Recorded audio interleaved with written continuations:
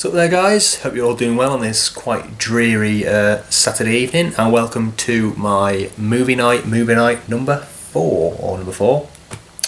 And this was a bit of a choice because I was in different circumstances. I was going to watch different films. If a package was going to come today, I was going to watch one film. If a regular Blu-ray came today as well, I was going to watch that and something else. But that's all out the window, so I got nothing today, so I'm kind of annoyed. But yeah, thought I'd make the best of a bad situation, and I thought I'd do a double bill. First double one I've done. I did the Before Sunrise trilogy, but that was 3 films, so this is 2 films. One of which just came out this past Monday. And in this video, if I can find the second one, here it is.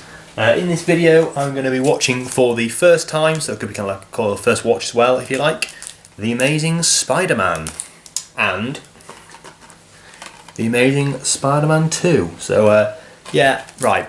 First of all, I'm a big fan of the Sam Raimi trilogy. I've seen clips of this, but I've never seen the entire film. I've had this Blu-ray for a few months now. I think I bought it in an Out and About video, let's say a few months ago now. I just haven't watched it, and it's just been sat there. I thought it's about time I watched it. The sequels come out, I might as well watch both of them at the same time. So I'm going to be doing like a double bill. Yeah, I'm not going to cast aspersions on the film because I've never seen it, but like I say, I've heard people say it's not very good. They prefer the Sam Raimi trilogy, but I'm going to give it a go. I'm an open-minded guy. I'm a big fan of Andrew Garfield, actually. I've followed his career from his roles in kind of like just Channel 4 drama Boy A, and kind of all his roles since then. And yeah, but this is what kind of, well, I suppose Social Network put him on the map in the US, but this kind of made him more like, bigger in America. So yeah, he deserves it. He's a really good actor, and I don't quite see him as Peter Parker just because Tobey Maguire, because I've seen the original trilogy. But like I said, I'll give it a go. It's the 2-disc Blu-ray edition with a really nice embossed slipcover. So yeah, I don't know if I'll do thoughts kind of an hour into the film or maybe after each film, but I might just do it in kind of like regular intervals. But yeah, looking forward to checking this out. So yeah, let's get going with watching The Amazing Spider-Man 1. So yeah, there we have the main menu for Amazing Spider-Man on Blu-ray. God, they're really pushing that second screen app. It's like, first you have like a 2-minute advert at the beginning, then they have, even on Play Movie, it says download the second screen app. It's like, I don't want to download it. Stop asking me to. But yeah, looking good from even the main menu. Looks pretty cool. So yeah, let's get going. So yeah, about an hour, just over an hour into The Amazing Spider-Man number 1. I'm liking it so far. I'm liking the fact that it's got a bit more backstory. I mean, it's an hour in and not much has happened. Whereas in the kind of the Raimi trilogy, quite a lot happened in the first like 40 minutes or so, which I'm liking. You know, it's different. I thought we'd kind of get straight into it. There's the plot line with his father, which I don't quite get. Is he dead? Has he just disappeared or what? I'm not quite sure. I'm getting to the point where Peter Parker is becoming a bit too cocky for my liking. Like he thinks he's kind of better than everybody else just because he can kind of, well, not kind of, I guess, fly and kind of beat guys up. It's a bit too cocky for me. The script isn't quite up to scratch in that regard. The comedy is not really hitting for me. What else was I going to say? But yeah, I'm liking it. I'm not like really liking it, but I'm looking forward to kind of checking out the rest of it. I mean, I'm only an hour in, so yeah. I mean, that is not the main reason why I kind of miss Marvel films, because the comedy in the scripts aren't very funny. The fact that everybody in these Marvel films think that they're better than everybody else. I mean, like compare someone like Batman. It's like he kicks ass and everything, but he's humble. He's not like cracking wise all the time. He's like a humble guy who happens to kind of go around solving crimes and stuff. Well, and kind of avenging his parents, but he's not cocky about it. You know, he's very humble. When these people in Marvel films are never humble. They're always like not downgrading. What's the word? Kind of putting down everybody else, which I don't like. I mean, I'm not that kind of person. But yeah, I'm not gonna. It doesn't detract from the film. I just kind of, if I don't find something funny, I just don't laugh at it. Just kind of try and kind of ignore it. But like I say, I'm liking it. I'm liking the way it's going. I don't think I quite like it as much as the Raimi trilogy, but that was more of a kind of an actual comic book movie. Like, it felt like it was an actual comic book. But this is, like I say, it's a bit darker. It's a bit grittier. But yeah, I'm liking it. So yeah, let's get going with the rest. So yeah, I'll check in again at 2 hours, which will probably be kind of right in the middle of the finale. But yeah, no villains as of yet, obviously. So yeah, let's get going with the rest of it. So yeah, just got done watching Amazing Spider-Man. You might be able to hear the music in the background, which I'll just mute. Give me 2 seconds. Yeah, I was going to kind of do my thoughts kind of 2 hours in, but I thought it's only 2.25 hours. So I thought I might as well just wait till the end. And also, to be honest, just kind of take my thoughts from the first little clip and just kind of, I echo them the rest of the film, really. A little bit disappointed, to be perfectly honest. I prefer the Raimi films, I'll say that. With this one, but I've heard the second one isn't better, which I think kind of worse, I think. Yeah, I didn't dislike it, but I just liked the Raimi ones a bit more. Again, the comedy, which wasn't too much in it, but there was this whole comedy shtick thing, more like a skit that happened between Gwen Stacy and her father, which was pointless. And also, it's like, why does he kind of like say all these one-liners when he's fighting this massive beast? It's like, that would never happen. You would never say that kind of stuff when you're trying to, well, defeat this big lizard guy. I mean, it wouldn't happen. But yeah, apart from that, it was solid. I'll probably give it a 7 out of 10 if I was rating it. But yeah, not my favourite, but it was okay, but nothing to rave about, to be perfectly honest. I think most of the reviews were mixed. It was either kind of really good or not very good. I looked on reviews on Letterboxd, and they're all kind of like some are 2.5, some are like 4. So it varies from person to person. But I'd give it a 7, 3.5 out of 5. But yeah, that's what I'd give The Amazing Spider-Man 1. Let's see if The Amazing Spider-Man 2 will be any different. So there we have the main menu for The Amazing Spider-Man 2. It looks interesting from the main menu. I've kind of checked around a few times. Not for research or anything, just because it's been on. But yeah, it looks alright. Already it looks kind of different to the first one, which I'm welcome to, I'm going to give it a go. So yeah, let's get going. So yeah, just got done with the first hour of Amazing Spider-Man 2. I'm not liking it so far, to be honest. I mean, it got very mixed reviews. I can see why. I mean, most of it so far has been horse shit. I'm actually liking. I mean, a lot of things that people complained about, I actually quite liked. So far, I actually kind of like the character of Electro, Jamie Foxx's character. I kind of like his reason for doing what he does, and I hope he comes into it more later on in the film. The comedy's there again. I mean, for Christ's sake, is it that hard to be serious just for once? There's too much time spent on that Peter Parker Gwen Stacy thing, which I don't give a shit about. Just get on with it. I'm here for a superhero film, not a fucking romantic comedy. Just get on with it. Show me some explosions, which has been plenty of, but show me more. I want to see more. Give me more. But yeah, so yeah, not really.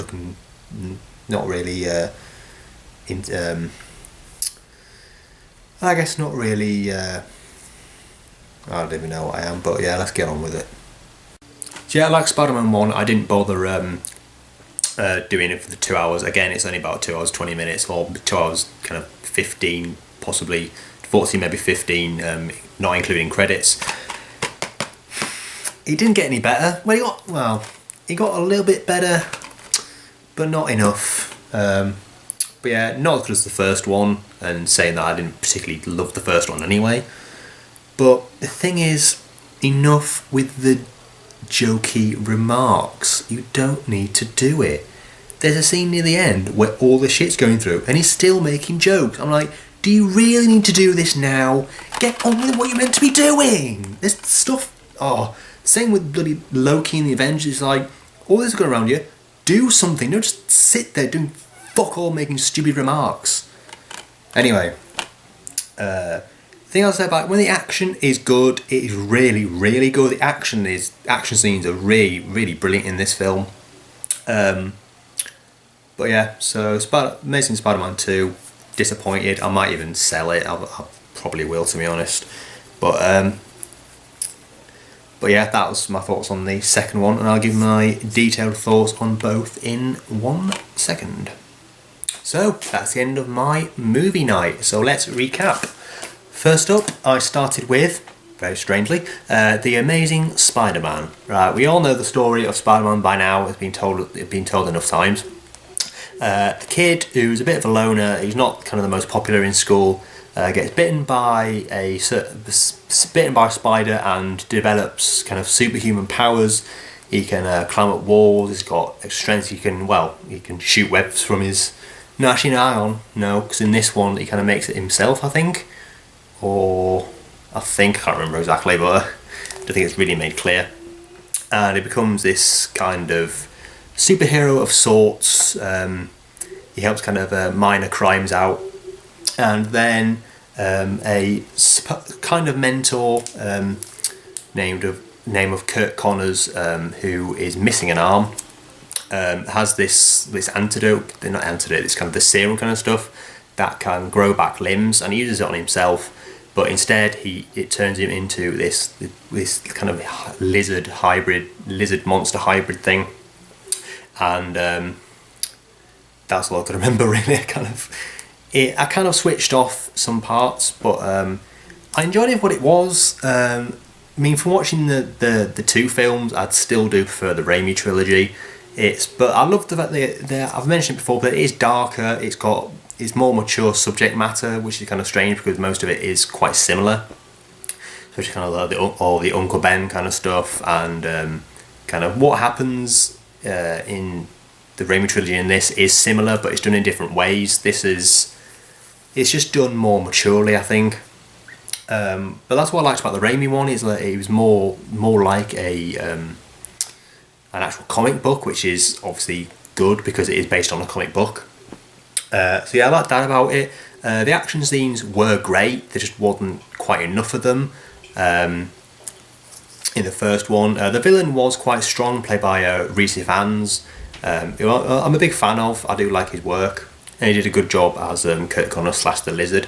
Of course, Peter Parker, but Andrew Garfield, like I said, I'm a big fan of. I've followed his career from, like I said, Boy A to all this kind of stuff, and then we got him and his love interest, Gwen Stacy, who is different. Of course, in the Raimi one it was Mary Jane Watson, but in this one it's Gwen Stacy. By Emma Stone, who I'm relatively big fan of. I don't kind of like actively like watch her films. I'm not like one of those people who's like who watches her just because she's in it. She's a good actress and everything. Really liked her in Superbad, which is kind of what kind of kickstarted her career, but not quite, because there was a film after that, I don't know which one, that kind of really kind of put her into the spotlight. She's a good actress, like I said. The thing is, I don't really care about that romantic stuff, really. I mean, it's well done and everything. They had good chemistry, but it just didn't do anything for me. But in the first one, it wasn't that bad, because it wasn't like loads and loads of it. It wasn't too kind of like saccharine or whatever, but and that was done well. And yeah, like I said, the action scenes are very good, but there aren't enough of them. But it's an origin story, you know. You've got to kind of show how he got these powers and stuff. I mean, the first hour, kind of nothing happens, but it was a decent film. It's definitely the better of the two. But yeah, that's all I can say really about the Amazing Spider-Man 1. And then straight away we went to the Amazing Spider-Man 2. Not as good as the first one, not at all as good as the first one. Again, the jokey stuff just didn't work. It's like either get the jokey stuff out of the way, then do the kind of the fight scenes, but don't do them at the same time. It doesn't work. Don't do them at the same time. It just doesn't work. Anyway, But I mean, even it's like I said, it's like if this shit's going on around you, don't crack jokes. There's no need for it. Just get on with what you're doing. You don't need to do it. Just stop it. Which is a shame because most of the Marvel films are like that. It's like piss or get off the pot. You know what I mean? It's one or the other. You can't do both. Or if you do both, do it well, because the script in this was pretty damn atrocious. It's like, and then they're stuck in a lift, and it's like, it just doesn't work. The jokey stuff doesn't work. Just stop it. But again, the action scenes are great. When the action scenes are done well, which they are in this, they are really, really good. It just wasn't enough of them. Again, I mean, they did a ballsy move though with, I'll put spoilers in the title, with the killing of Gwen Stacy, and I still don't quite know what she died of. I mean, she didn't hit the floor. Was it like a heart attack? Was it I don't know, was it shock? Was it? I don't know what it was, but it's never specified. But it's just kind of. But I do believe she does die in the comic books, so they've followed that a lot. They've followed that, which is a good thing, I think. They followed the comic books enough, but not too much. But yeah, I don't know what she died of, but I was like, when she died, I was like, what next? I was like, I didn't really care. I mean, I did feel something, but nothing to kind of, not so far as to kind of affect me in any way. It was just one of those things that I still don't know how happened, but yeah, it wasn't that good. I can definitely see the flaws in it, as most people did. I mean, I was looking at IMDb message boards. It's like that people did not like this movie at all. I can understand why, and also, yeah, there's not much plot to this really. It's just, but I do think that Jamie Foxx's Electro, he was a really good actor doing a really good role, and I actually quite like the villain. A lot of people thought he was quite weak, but I kind of liked him. I liked his reason for doing what it is. Just that doing what he does, it's just that nobody notices him, and he does all this work for nobody cares. Which I really kind of related to, which I actually really, really liked. Then we also got Dane DeHaan playing Harry Osborn, who was kind of the Green Goblin near the end of the film, but not enough to kind of class him as an actual villain. Then of course they had Paul Giamatti in the most pointless role of a film this year, probably. I think it was this year anyway. He's like in it for like maybe like 5-6 minutes at the beginning, then about 3 or 4 minutes at the end in really bad like it's kind of half CGI. It's just like his head but CGI'd into this robot body, which really looked really, really strange. I mean, I'm one of the biggest fans of Paul Giamatti. I think he's one of the best actors out there. He's definitely in my top 10 actors of all time. But he's given nothing in this film. I mean, there is no reason for him to be in this film whatsoever. I mean, did they learn nothing from Spider-Man 3? Don't put too many villains spoil the movie. I'll say that. It just didn't work. But like I say, Green Goblin wasn't too much of a villain. He mainly killed Gwen Stacy, kind of. But that's about it. But yeah, Spider-Man 2, big disappointment, to be honest. I think it would have been better in the cinema, kind of watching it with other people, but like I've said about 6 times now, the action scenes were really, really good. The script was atrocious, but apart from that, it's not a horrible movie. I'd probably give it like a 5 out of 10, possibly a 6, but more a 5. There just wasn't enough to offset the terrible script and the rubbish jokes, so yeah, that'll do. That'll be about it. So yeah, that's been movie night number 4. The Amazing Spider-Man 1 and 2. Like I said, I wasn't. This was like a backup plan. Like I said, because they ordered Godzilla from DVD World USA, which hasn't come yet. Which I hoped it'd come today, but it didn't. So I was going to watch that tonight. But yeah, this is a good compromise. Like I said, made the best out of a bad situation with these 2 films. So yeah, that'll about do. So can't think of anything else to say. No, it's just I hope you enjoyed the video. I know some people kind of say what they're eating and stuff, but I didn't really eat anything.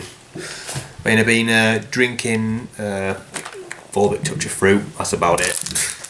But it's good stuff. I really enjoy it. I really like this this flavoured water. But yeah, so like I said, that'll do for this video. As always, thanks for watching and have a great day.